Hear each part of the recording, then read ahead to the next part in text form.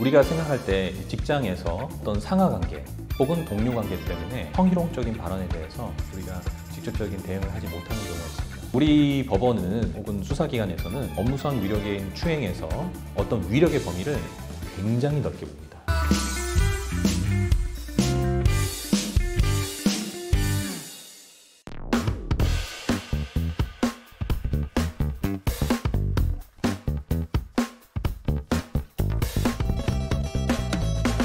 이번 사안은 이제 업무상 위력에 의한 추행의 가능성이 매우 높은 사안인데요. 우리가 생각할 때 직장에서 어떤 상하관계 혹은 동료관계 때문에 성희롱적인 발언에 대해서 우리가 직접적인 대응을 하지 못하는 경우가 있습니다. 이거는 비단 여성뿐만 아니라 남성인 경우에도 마찬가지라고 할 수 있는데요.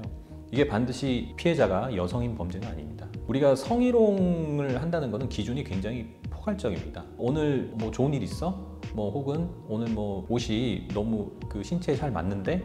뭐 이런 발언은 듣기에 따라서는 성희롱적인 발언이 될 수도 있고 아니면 뭐 그냥 가벼운 농담일 수도 있고 이 구분이 좀 모호한데 우리가 성희롱이라고 보는 행위는 엄격하게는 형사처벌 대상은 아닙니다. 다만 이제 민사로 손해배상을 할 수가 있는데 예를 들어서 동료 관계에서 성희롱 발언을 한다면 당장 그런 말은 하지 않았으면 좋겠다라든지 혹은 부하가 그런 말을 절대로 할 리는 없겠죠. 근데 보통 상사가 뭐 본인은 가벼운 농담이라고 생각해서 얘기를 할 수는 있겠지만 부하 직원 입장에서는 굉장히 기분 나쁠 수 있는 하지만 대응하기 어려운 그런 게 있을 수 있습니다. 업무상 위력의 추행은 그런 발언을 하면서 신체 접촉이 있으면 업무상 위력의 추행이 성립될 수 있는데 직장에서 예를 들어서 힘을 내라고 어깨를 터치하는 행위 뭐 혹은 수고하라는 의미에서 머리를 쓰다듬는 행위 이게 그리고 뭐 술자리에서 뭐 가볍게 손을 만지는 행위 혹은 허벅지를 쓰다듬는 행위 그거 하면서 가해자는 뭐 힘을 내라는 뭐 피해자를 위해서 하는 행동이라든지 이런 여러 가지 얘기를 하지만 우리 법원은 혹은 수사기관에서는 업무상 위력의 추행에서 어떤 위력의 범위를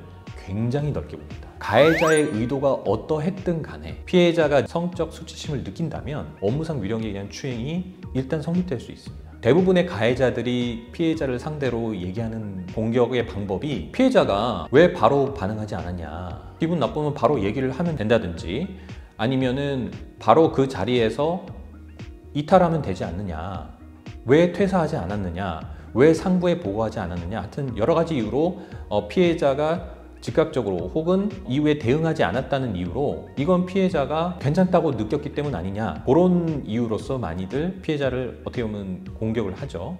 혹은 자신을 방어를 하는 거죠. 가해자 스스로를 방어를 하는데 최근 우리 법원의 입장은 피해자가 가해자의 행동에 대해 동의를 하는 듯한 모습을 보였다고 하더라도 그런 모습만으로 바로 가해자의 행위를 인정해서는 안 된다고 판단하였습니다.